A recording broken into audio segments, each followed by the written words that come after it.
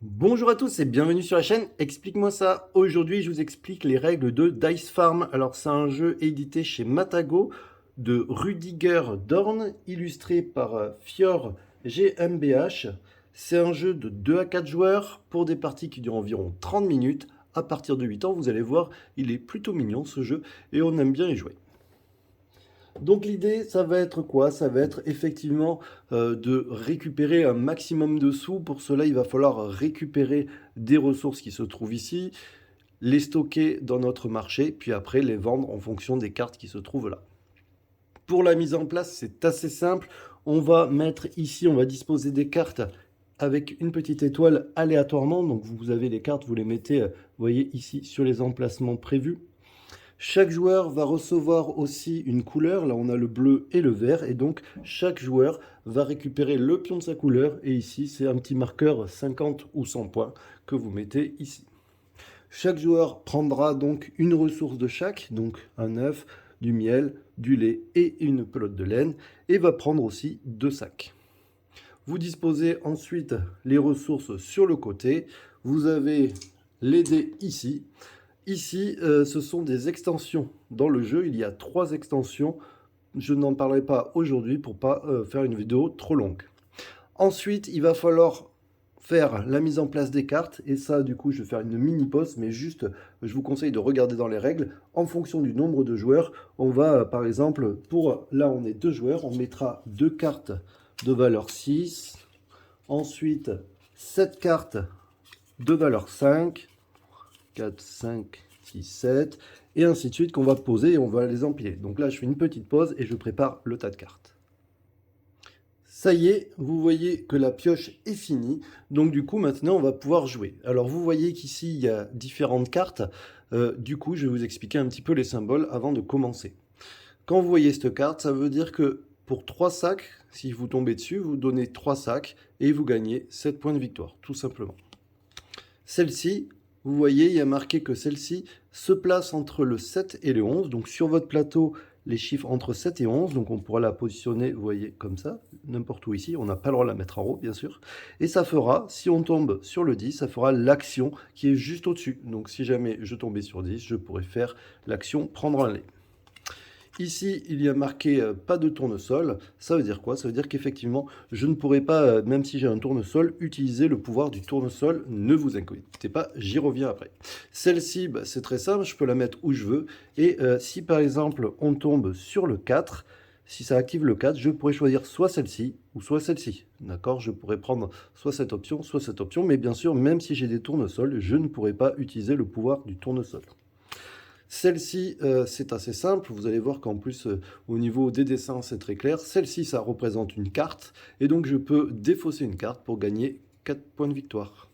Celle-ci, attention, il y a un petit logo rouge, là, vous voyez, rayé. Ça veut dire qu'on peut le faire qu'une seule fois. Donc, au moment où vous tomberez dessus, vous allez l'activer. Il faudra donner 3 ressources identiques. Vous voyez, quand elles sont marron, ça veut dire qu'il faudra forcément qu'elles soient identiques. Ça peut être 3 œufs, 3 laits, 3 miels. Vous avez compris un peu l'idée. Et comme ça, vous gagnerez 9 points de victoire. Attention, il n'est pas question de sacs. D'accord? Ça ne peut pas être les sacs. Donc ça peut être que les 4 éléments qui se trouvent ici. Celle-ci, ben, contrairement à l'autre, c'est il vous faut forcément un miel, un lait, une bobine de fil et un lait, pardon, un œuf et un lait, excusez-moi. Et vous gagnez 8 points de victoire. Voilà, celle-ci, c'est vendre un sac pour gagner 4 points et ainsi de suite. Bon, vous avez compris l'idée. Alors maintenant, on est parti. On va définir un premier joueur et le premier joueur va tout simplement jeter les dés. Il jette les dés et vous voyez donc, il a 1, 3, 3. Vous voyez qu'ici, au niveau des cartes, il y a des numéros. Ça correspond aux cartes qu'on pourrait récupérer en fonction du numéro qu'on a fait. Donc là, par exemple, si j'utilisais mon 1, je pourrais décider de récupérer cette carte qui s'utilise qu'une fois, mais par contre, si je tombe dessus, vous voyez, je récupère directement un miel, un œuf, une bobine de fil et un lait. Si je décide de faire celle-ci, je peux la positionner où je veux, et il n'y a pas de contrainte, donc par exemple, je pourrais me décider de la mettre ici, tout simplement. Et vous voyez qu'ici, il y a 6. Ça veut dire quoi? Ça veut dire que tous les joueurs, y compris moi, vont activer sur leur plateau la case numéro 6. Alors j'ai été très malin, puisque comme je savais que le 6 allait arriver, forcément j'ai mis ma carte sur le 6. Donc moi, je vais activer celle-là. Donc du coup, je vais récupérer un miel, un œuf, une bobine, un lait, immédiatement. Donc je le fais de suite. Voilà, je les mets sur mon plateau. Celle-là, hop, il y a le petit logo rouge, donc ça veut dire que je ne peux plus la garder, elle est défaussée immédiatement, d'accord? Et l'autre joueur, vous voyez, va pouvoir gagner un sac. Alors, je dis va pouvoir parce qu'il peut faire autre chose. Il peut décider d'utiliser des sacs pour modifier la valeur des dés. S'il décide de modifier le sac, enfin, s'il décide de donner un sac, il pourrait très bien se dire, tiens, j'aimerais, plutôt que d'activer le 6, je voudrais activer le 7. Donc, il va donner un sac. En fait, ça vous permet de changer la valeur d'un dé. Et donc, du coup, au lieu d'activer le 6, il va dire j'active le 7. Alors, on ne change pas les dés, ils ne sont pas modifiés ici, mais par contre, ça change pour lui. Et donc là, vous voyez, c'est donner 2 ressources au choix et pour gagner un tournesol. Alors, je vais le faire et en plus, comme ça me permet de vous expliquer à quoi servent les tournesols. Donc, du coup, il va prendre un petit tournesol. Le petit tournesol, il est très intéressant dès le début de partie. Pourquoi? Parce que vous allez le mettre quelque part où il y a des emplacements tournesol, vous voyez sur les cases ici. Et donc du coup, si vous le mettez là, ça vous permet, au moment où on activera par exemple le 8, de soit prendre 2 miels ou soit prendre 2 sacs en plus de l'autre. C'est-à-dire que soit on pourrait prendre 2 miels et un sac, ou alors un miel et 2 sacs grâce à ça. Si c'est ici, vous voyez, on donne 2 ressources pour gagner 4 pièces. Et bien ici, on donne 2 ressources pour gagner 5 pièces. Et vous voyez qu'on pourra avoir 2 tournesols. Ici, vous avez compris, si je me mets ici et qu'on active le 10, je récupérerai 2 bobines de fil. Voilà, donc du coup, il va le faire immédiatement et hop, il va le mettre ici.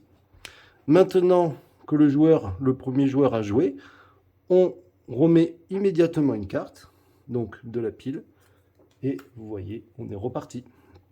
Donc l'autre joueur va jeter les dés, il décide des cartes qui l'intéressent.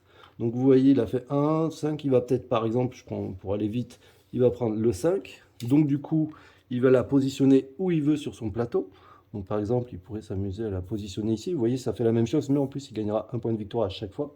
Et donc là, ça active le 3. Donc moi, pareil, soit je décide d'utiliser plusieurs, soit j'active le 3 et je gagne une bobine, soit je décide d'activer le 4 et je prends la ressource que je veux. Je pourrais même aller jusqu'à 5 puisque j'ai 2, vous voyez, j'ai 2 sacs. Mais bon, une bobine, ça me va très bien, je vais garder mes sacs et donc du coup, je vais me faire ça. Et lui, bien sûr, va pouvoir activer aussi son numéro 3. Donc du coup, il va prendre un miel, mais il pourrait décider d'activer le 4 au final, par exemple, pour gagner une ressource et en plus un point de victoire, c'est ce qu'il va faire. Donc il donne son sac. Et là, il dit que ça devient un 4. Et donc du coup, il prend une ressource au choix et gagne un point de victoire, tout simplement. Donc le bleu avance de 1. Donc vous avez compris, ça va très vite. On passe au joueur suivant, on remet bien sûr une carte, et le joueur suivant jette les dés, et on est reparti.